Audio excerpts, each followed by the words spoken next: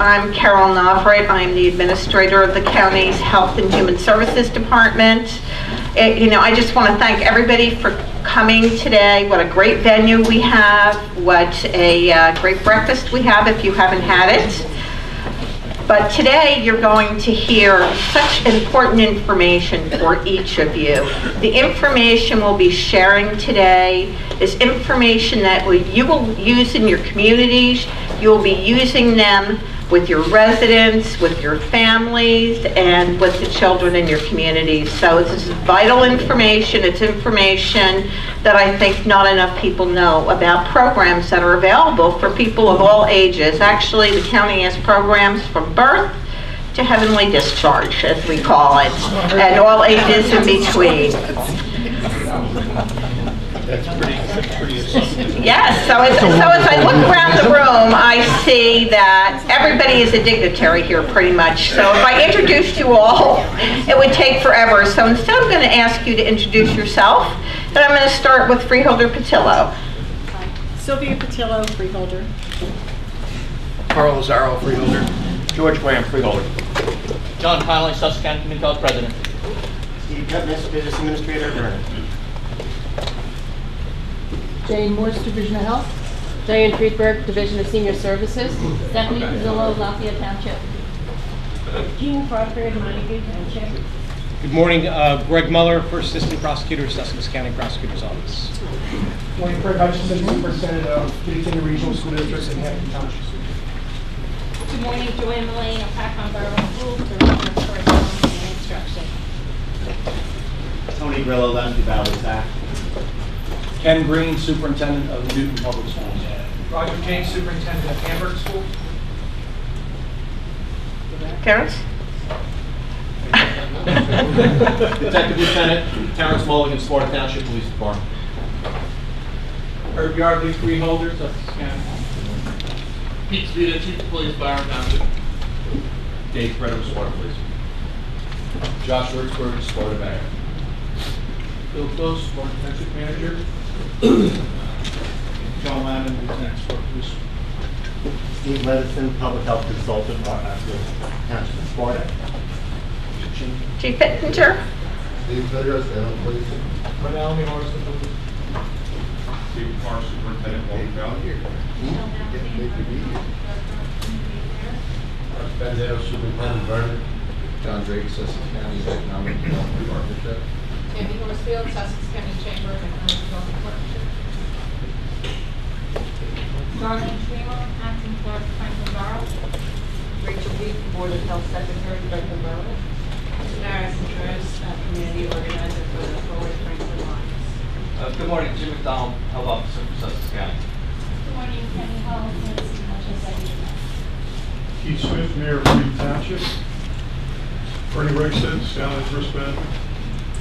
Mike Rossi, Superintendent of Schools, Florida Township. Tara Rossi, Literacy Supervisor, Florida Township. Rosalie Lamonti, Superintendent of Sussex and Warren Counties. Mike Schleer, Assistant Principal, Pope John. Mike McGuire, Director of Security, Pope John. Alexandra Rivera, District 24 Legislators. I'm Helen Peru, District 24 Legislators. Eric Danielson, Chief of Police, Andover Township. Matthew Beck, Superintendent, Andover Regional Schools. Gus Motley, Superintendent, Sussex Tech. Mark Edgerton, Principal at Sussex County Charter School for Technology. Sandy Diglio, Councilwoman, Town of Newton. Lorraine Reed, Municipal Clerk, Town of Newton. Kathleen Armstrong, Municipal Clerk, Hampton Township. Valerie Galizia, Deputy Clerk at Hampton Township. Dina Kohn, Dean of Liberal Arts and Sciences here at Sussex County Community College.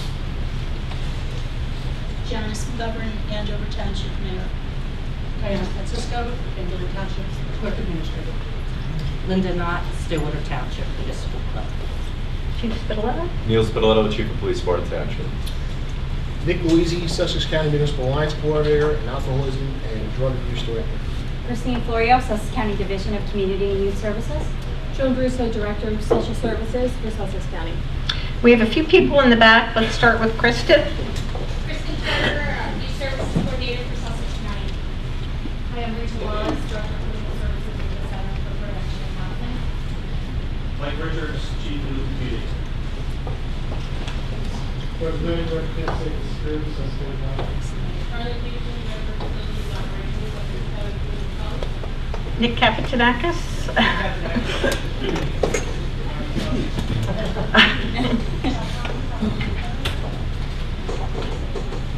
Would you please introduce yourself? John Shancher, Undersheriff, Sussex County Sheriff's Department. Thank you. Thank you all for coming today. I know you are going to leave here with information that is just so valuable for you, and you're going to be pleased you came, especially with the homemade cookies on the tables. I'd like to, at this point, ask Carl Lazaro to come up for the moment of silence and the flag salute.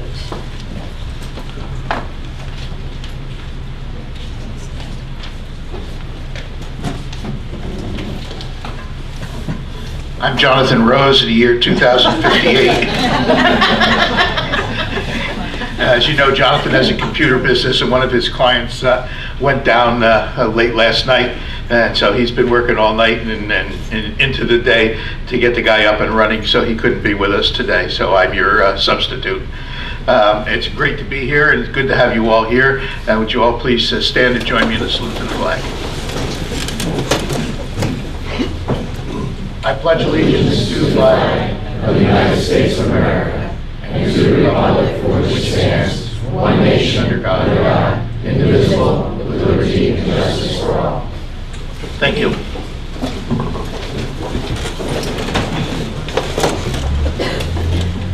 Thank you so much, Freeholder Petillo, who was her brainchild to do this today. So we thank you so much for what you're doing.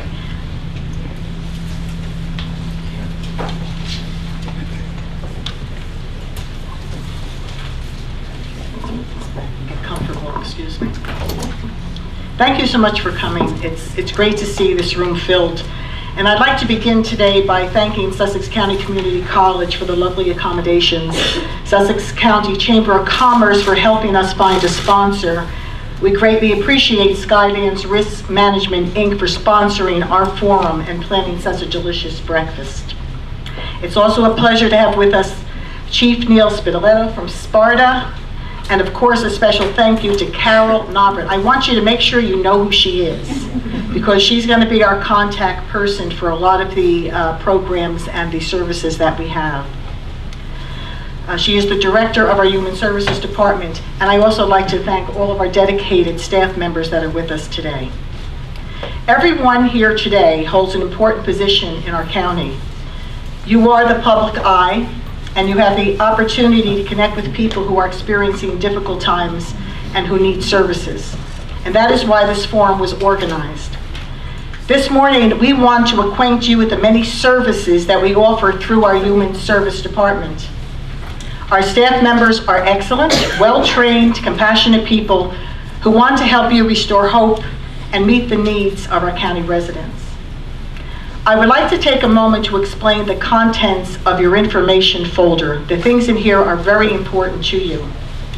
On the right side, you have papers that address the speaker and give you an area where you can take notes. You also have your Human Services Resource Guide right here. This is really important. This lists all of our services, explanations of what they are, and contact numbers. All that we ask is if you know someone who has a need for one of these services, just pick up the phone and call that contact number. If you don't see a service that would fit the situation you're dealing with, call Carol Nobbert, because we work with many vendors and 501c3s. We partner with them, and they have other resources that we can tap into. We just don't want you to have a problem and think because you don't see it here, we don't have any way to assist. We do. It's amazing what this staff here can do for you. So this is a very important piece of information. On the left-hand side, you have your Veteran Services Guide. Again, all the information here with contact numbers. You have an invitation to our first annual Sussex County Mental Health Forum. Hope that you can take time and attend the forum. It's very important with a lot of information.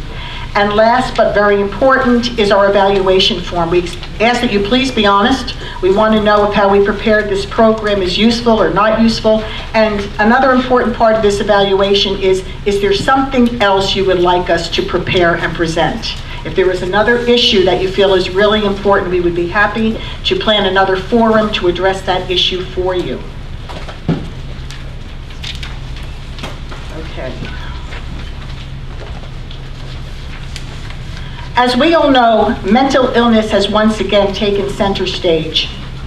And when we look at the school tragedy in Parkland, Florida, we see another image of mental illness and violence.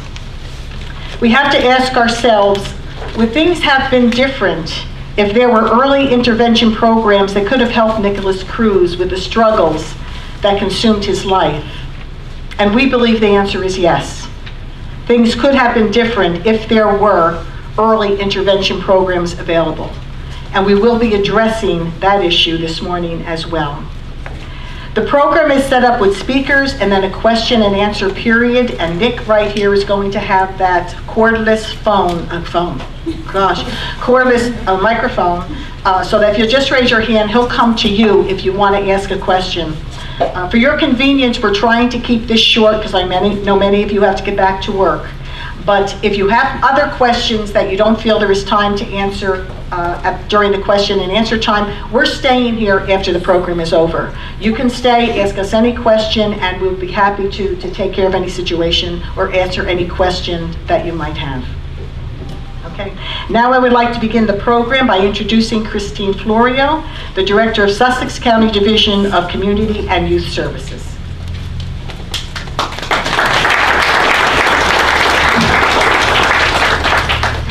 Thank you all for coming. I wanted to talk about the Right Path program, which is a county program, and I want to thank the Freeholders for all of their support of this program. They were very supportive in us applying for this grant about 2 years ago. And really, the Right Path program started out as a suspension intervention program. So it was really designed to try to prevent suspensions or try to reduce the number of days a child would be suspended or possibly be used as a reentry program. But it is really, Kristen Turner is our program coordinator of this program, and working with the schools and our county superintendent, we have actually added another component of that program.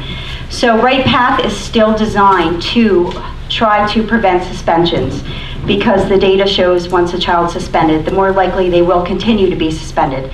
But we have also added another component of the program for at-risk students. So in your school, if you're identifying students that are showing problematic behaviors that are at risk, we can work with them on an individual basis with the family, and Kristen will actually work with the school and try to get services into place for that student. Or we can also actually do sessions in the school. So for 6 to 8 weeks, we work with agencies that will actually go into the school. The school will identify at-risk students, and we will do 6 to 8 week sessions regarding services. So cyberbullying, bullying, life skills, anger management, conflict resolution. So please be aware there are 2 components to this program. Even if a child's not about to be immediately suspended, reach out to us. If the child is exhibiting at-risk behaviors, we may be able to help, and most likely we will be able to help. We really want to be a resource for the schools, as Freeholder Deputy Director Petillo said. If there's a way to intervene and maybe change the direction the child is going in, we want to be that resource for you. We're having great success. I know Kristen Turner is here. We have a Right Path table right in the back with lots of information if you'd like to talk to Kristen after the program. And I know that bullying and cyberbullying is a huge issue today. So please use us as that resource for prevention education and those negative effects of bullying. So I want to thank you again, and we will be here for questions. At this time, I would like to introduce Sparta Police Chief Neil Spitaletto to talk about station house adjustments and school security.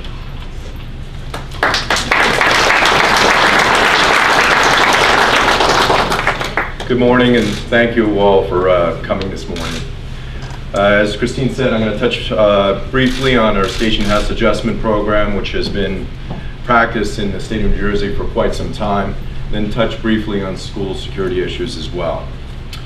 Station House Adjustment Program, also known as curbside warnings, has been practiced by law enforcement in New Jersey through the Attorney General's office since 2005 in this state.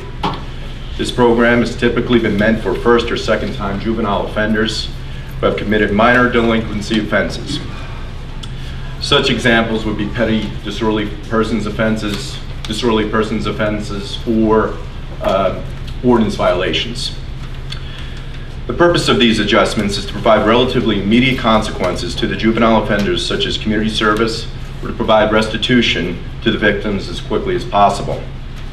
What this allows for is that certain minor juvenile offenders can avoid the stigma of having a formal delinquency record and provide early intervention that will hopefully deter youth offenders from continued misconduct and further keep them out of the court process. All law enforcement agencies within the state of New Jersey have been practicing the Station House Adjustment Program for quite some time now. And we report to this quarterly to our prosecutor's office. Traditionally, prior to services being offered within the county, specifically the Center of Prevention and Counseling and the Think Act Grow program, law enforcement agencies came up with their own renditions of what constituted community service or restitution.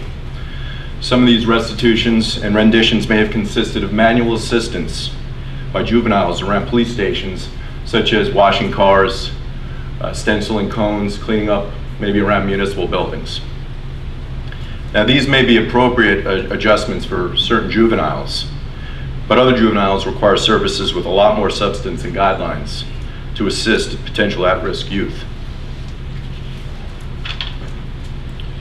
This is why the Sussex County programs I mentioned, such as Think, Act, Grow, and the Right Path model of Station House adjustments, will be most beneficial to the law enforcement agencies within this county in providing appropriate referrals and resources that can assist a juvenile and get back on the right track.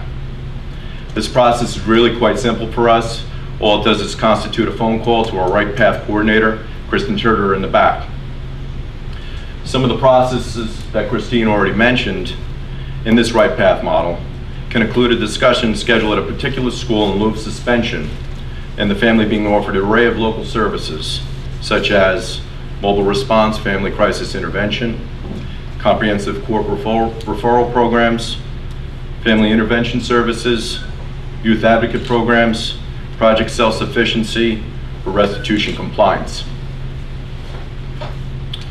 Most of these programs are at no cost or can be covered by people's insurance.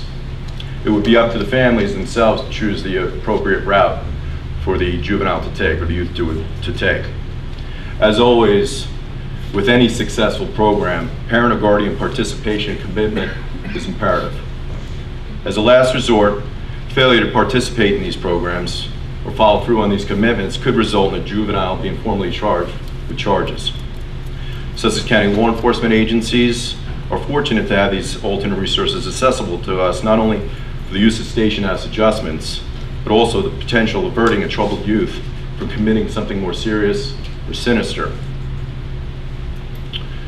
This leads me to a brief discussion on school security. It goes without saying that school security has been a topic discussed in great measures since the latest shooting in Parkland, Florida, and St. Mary's County, Maryland. Governor Murphy has recently announced with our state attorney general that the AG's office will be reviewing the school safety directives to make sure that New Jersey is on the forefront of these issues. The emphasis will be that law enforcement agencies will make a coordinated effort to improve interagency communication and awareness of individuals that pose a heightened risk. Just this past week, our Attorney General has now required all law enforcement agencies in the state of New Jersey to report all school threats to Homeland Security officials. Our Director of Homeland Security, Jared Maples, is doubling down on the statement, if you see something, say something. As we know, this holds true across the board, within schools, in the public, amongst law enforcement, state, local, and federal. Unfortunately, these active shooter incidents are not new to anyone, least of all law enforcement. Training and preparation for these potential horrific events have been going on for quite some time. 3 years ago, Sussex County police agencies met with the New Jersey State Police in regards to creating a much more comprehensive plan on updating emergency contacts and how to react to specific school events. Depending on the incident, school administrators will activate such things as shelters in place, lockdowns, or evacuations with potential reunification drills or locations to go to. As it always has been, it continues to be imperative that law enforcement and school faculty train, test, and potentially readjust these emergency responses plans to try to create as much calmness as possible should chaos and carnage occur. Sussex County Chiefs Association will be hosting a school safety security meeting with school superintendents, their senior staff, and school security officers throughout the county next month. This meeting will include partners addressing a wide array of areas to help prevent a catastrophic event from occurring or how to react to a specific event should one occur.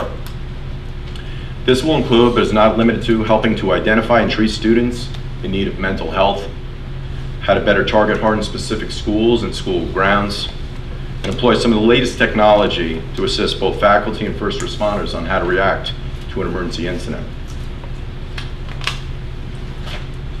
Many agencies traditionally throughout the county have trained with their own schools and their own personnel. Each of these schools have formulated their own internal plans on how to best address school security from their own perspective and recommendations made from a variety of different entities. Agencies within the county are also incorporating other neighboring jurisdictions in these trainings and drills. This is extremely important because oftentimes neighboring jurisdictions are most likely to respond and assist should a major incident occur. It's critical for us in law enforcement to be able to utilize additional personnel from outside jurisdictions as effectively as possible. Recently, Sussex County police agencies have been able to acquire certain technology through a grant from our Sussex County Office of Emergency Management, allowing us the ability to pinpoint and respond more rapidly to a direct location should an emergency incident occur within our schools. This program is in the process of being introduced throughout the county. Sussex County Chiefs Association is constantly researching and offering different training to best prepare our officers within this county for such school responses. We also are in the process of purchasing a training tool to allow all of our officers within the county the opportunity to sharpen and enhance our skills in responding to different threats. Sussex County Chiefs Association and the local police agencies we represent will continue to stay focused and abreast of this very important topic on how to assist in making our schools and communities safe in these challenging times. Thank you.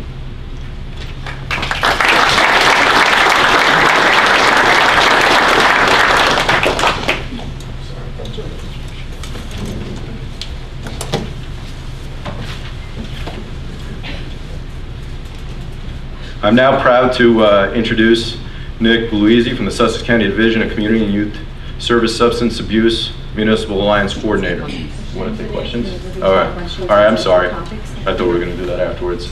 If anybody has any questions in regards to either the Station House Adjustment Program or school security matters that I just discussed, please feel free to ask. Or if you have any questions on Right Path, you could always stop by the table. If you have any questions now, that's fine. Do you mind if I just say something?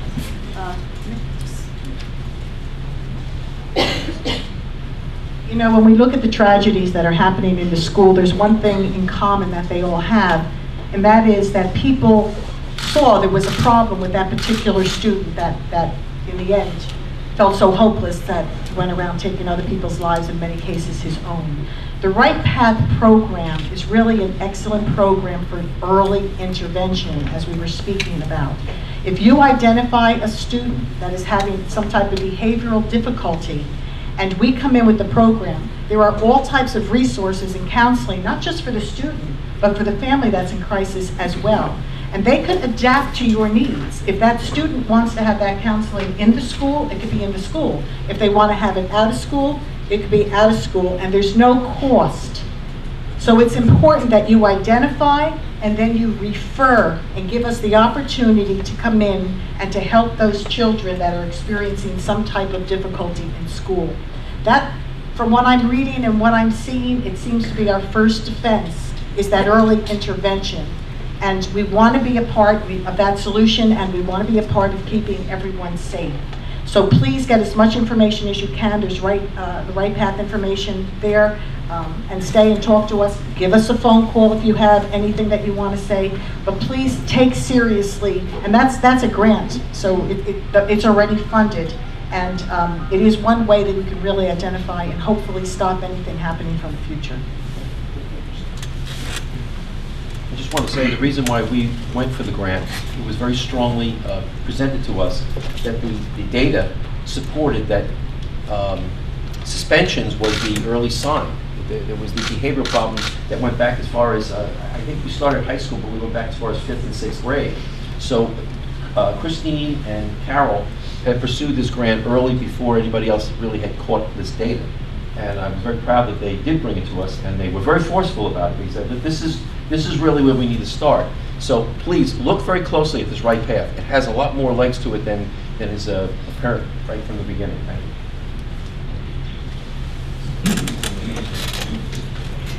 Yeah, I think that both of what you said, absolutely right. I mean, this is a collaborative effort, obviously, by all of us here in this room, you know, by the mental health services, by the educators in the room, and police. And we always have and continue to effectively try to address these problems, and it's a multitude of things we look at besides the mental health, you know, the security itself within the schools.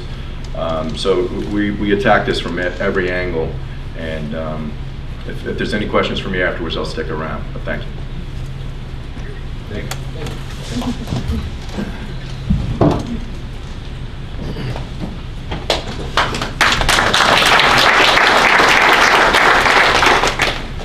Good morning.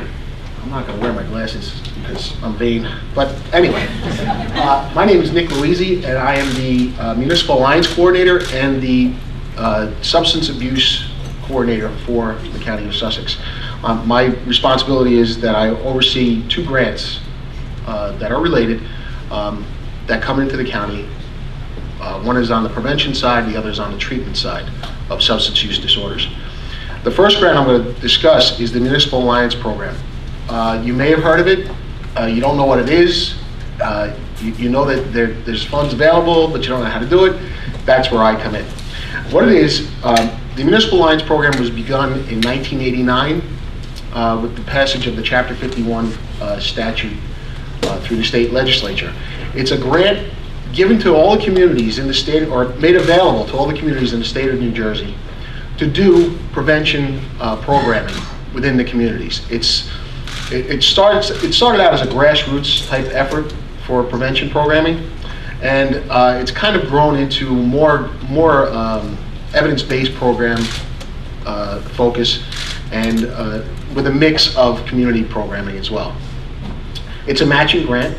What that means is that for the dollars that are made available to each community, they have to match the funds in either a cash match, which is 25% of the total allocation, and it's not either or, it's both.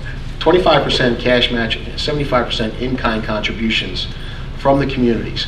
And I know that most of you in this room have little, if any, knowledge of the Municipal Alliance Program, but I'll tell you, you know about some of the programs that are made available in your communities through the Municipal Alliance committees that are in your communities. In Sussex County, there are 11 Municipal Alliance committees that represent 21 of the 24 communities in Sussex County. There are 3 towns that don't participate in it, but I've just been contacted by the Borough of Hamburg, and they've expressed an interest to come back into the program and do some community prevention work in their township.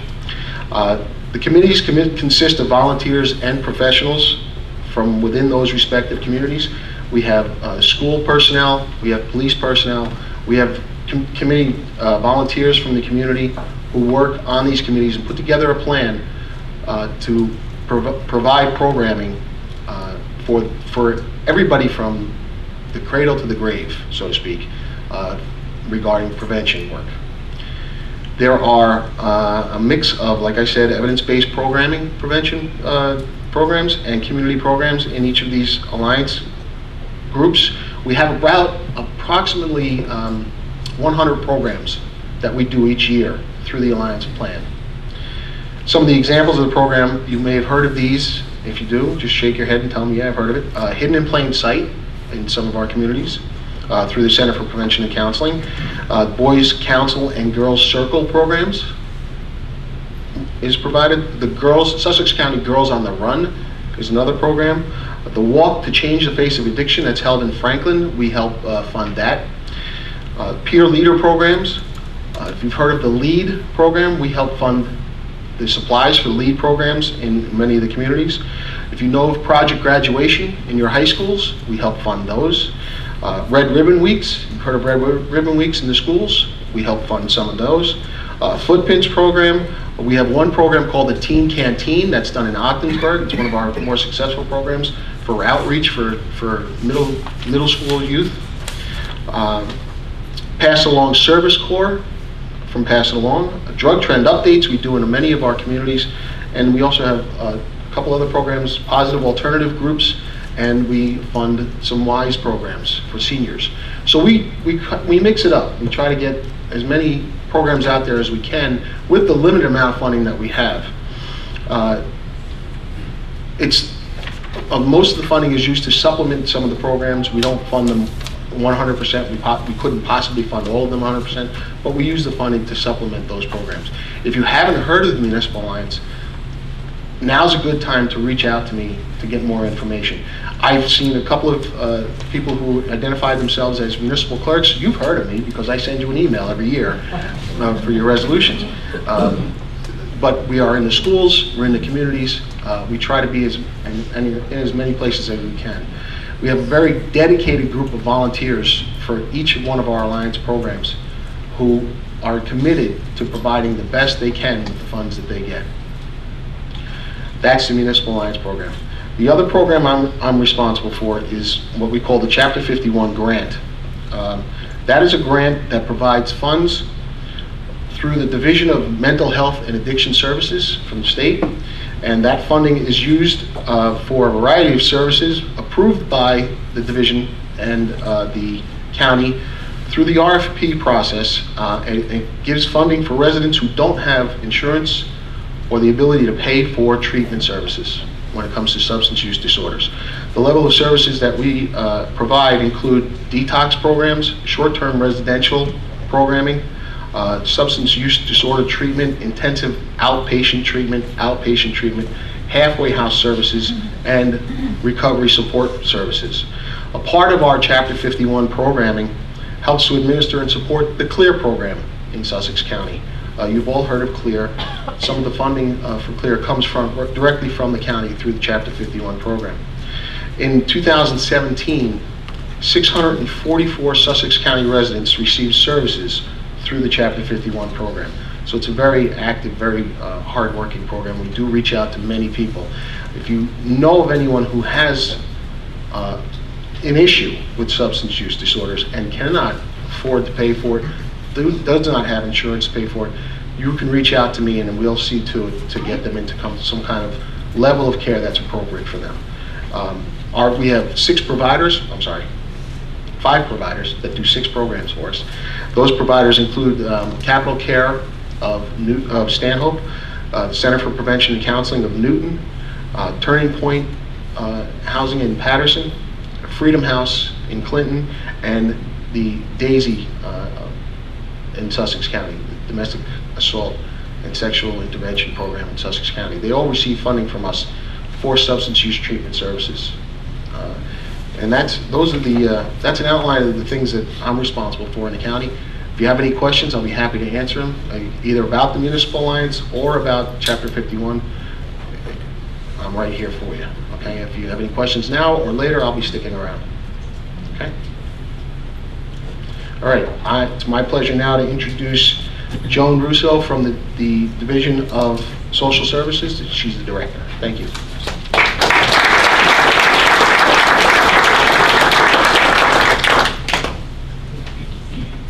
Good morning. Thank you all for coming today.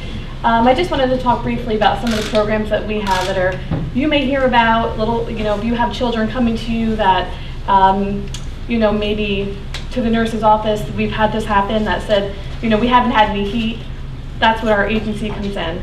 So we do have a homelessness prevention program that our goal is to help people become self-sufficient with the assistance that we provide.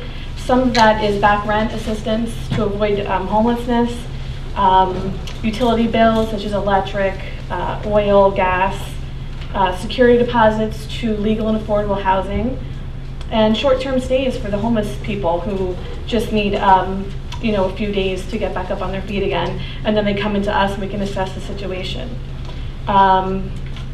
Because our goal is self-sufficiency, we do look at people's budgets to make sure that they can afford things ongoing. You know, we do look at bank statements, pay stubs, things to those monthly expenses and stuff like that. So those are just, that's a very, very small snapshot of what we do have. We also do some of the state and federal programs. Excuse me. We also have the Adult Protective Services, and I know I have talked to some of the police people in the past about this. So we help people over the 18 residing within the community, and due to a physical or mental disability or illness, they lack the understanding or capacity to make their own decisions.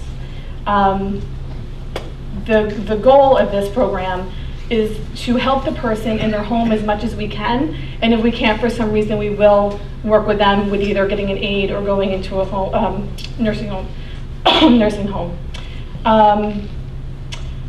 We will assist with legal intervention if we need to, if it's absolutely necessary, but we do like to avoid that as much as we can. That's really very, very small. Again, we have a lot of other programs. I will be staying here after if you have any questions. Like I said, I know I've talked to some of the police people in the past about people who they think may be APS appropriate. If they're not APS, we also do have adult services that can do other programs as well. Thank you. And I have Christine to talk about some transit programs that we have as well.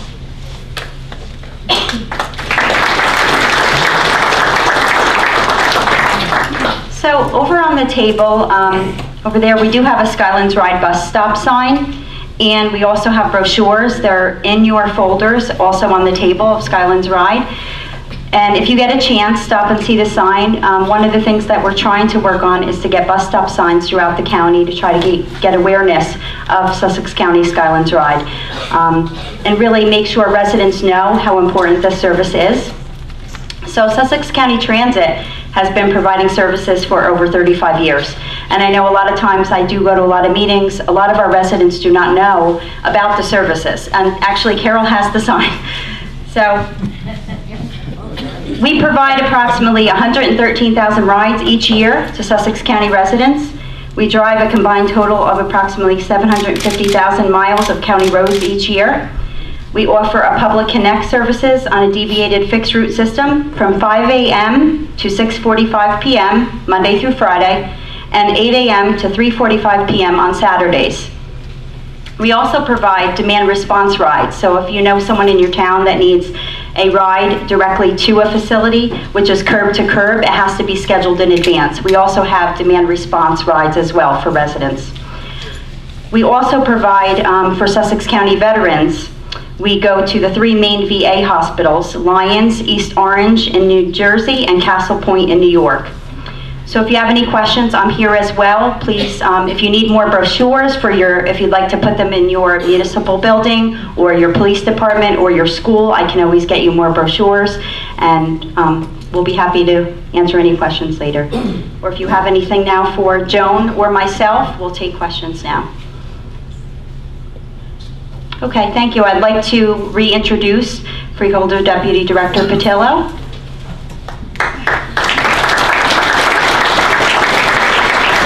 I can't maneuver myself. We kept it short, a very brief overview. Like I said in your resource guide, there are a lot of more services. All you have to do is make that first phone call. But I want to talk on something that Nick brought up, and that's our CLEAR program. Right now, every level of government recognizes that we are fighting an addiction overdose crisis, which is the biggest addiction overdose crisis this entire nation has ever faced.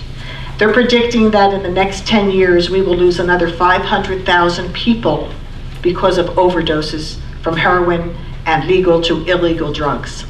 It's not just the kids, it's people our ages as well. I take those clear little cards with me everywhere I go. The other night I was at a dinner and a woman came up and told me her son is in recovery for the 7th time. She doesn't know if he's going to live or not. And in the midst of that conversation, as people were listening, my cards went out. I didn't have enough with me. Everyone knows someone. It's touching every family, it's touching your schools, it's touching our community in a way that in some cases you look at it and it's overwhelming. To the credit of our staff and Becky Carlson and her staff with the Coalition for Safe and Healthy Families, that CLEAR program is being looked at by all of the towns in the state. Right now there is hundreds of thousands of dollars coming in from federal grant money through the state to our county and other counties across New Jersey. And they're giving us the money because they want you to introduce programs. We're very fortunate here in the county that we had CLEAR already established. So we don't have to form programs. We had it going, and we're using that money to just feed into what we're already doing. I want to really just tell you how much I admire our police in Sussex County, our prosecutor's office. For the first time, we are all sitting at a table, your police, your prosecutor, medical people, our counselors, our staff, politicians, volunteers. We're at one table discussing how we're going to help those that are already addicted and how do we help them from becoming addicted. And when you talk about your alliances, you're talking about drug education. We've had those alliances in our towns for many, many years, but right now they're vital. People have to understand that when you take heroin, it is so strong, you can be addicted on the first time. Now with the fentanyl, you can be addicted and dead at the first time. Now with the idea that marijuana could be legalized in the state of New Jersey, it's a bigger threat because marijuana is now engineered to be stronger than ever before.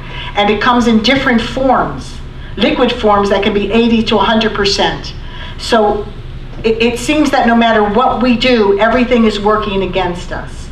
But the one thing that I love about Sussex County, and I love about our police, and I love about our staff and everybody else, is that when we see a problem, we don't deny we have it. We have it. We come together and we try to find ways to deal with that issue.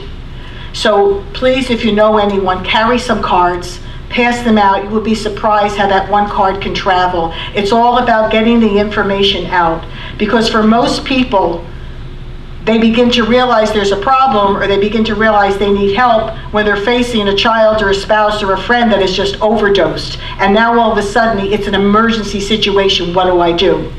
Well, if they know we have a CLEAR program, and if they know that we have recovery coaches that have gone through recovery themselves, that will show up at that police station if you walk in and ask for help, will show up at the hospital, will show up at the jail, will show up at your door if that's where they need to go. It's very different when you're dealing with an addiction, when someone comes to you that's gone through the same situation, than it is than talking to me or somebody else here. I don't truly understand that type of addiction. But when you have a recovery coach who's been an addict, who's gone through recovery, who this CLEAR program has trained, and they're willing, these volunteers, to come out and meet you and discuss it and try to get you into recovery right away, it makes all the difference in the world. Those are first responders that are out immediately, that give you the information, and the CLEAR program tries to get you into recovery immediately. I'm standing here telling you this because I feel like I should be ringing alarms when I sit with these wonderful people and I listen to all that they're doing, and I often imagine, what is it like for an addict to walk into a police station today, right? They think they're going to get arrested, and then they find out, we're not going to arrest you, we're calling a recovery coach and we're getting you in recovery. Everything has changed. What has not changed is the stigma that is attached to addiction. And although we've changed in our group in the CLEAR initiative, the community has not changed. And I just want to throw this out there. We need recovery in Sussex County. We need recovery places where people can go for help in Sussex County. Because our contract is down in Patterson with Turning Point, and the distance is just too far. So I ask, start to read about this, start to talk to people, come to one of the CLEAR initiatives, send somebody to one of our meetings, and sit and listen as to what's going on. Listen to the numbers, listen to the statistics, and they're frightening. And then when you realize it can happen in your own family, there's no profiling this. It can happen to any of us. So I want to sound my alarm and just say, please get more involved with our Municipal Alliance, get that education back out into your community, send someone or take some time, come to one of our meetings, listen and hear what our police, our prosecutor's office, our staff is doing, because we need your help. It has to be a community coming together, all levels, understanding what's happening and working hard to get results and solutions. So on a final note, I hope we didn't keep you too long. We know that you're busy. We really thank you for coming. If you want to stay and talk to us, we're all going to stay. We're here. If not, you can always call. But please, I just ask, the evaluations are very important to us. As she's waving in front of me. But I ask, please make that phone call. Don't hesitate so we can come in and help you. And thank you again for taking the time to be with us.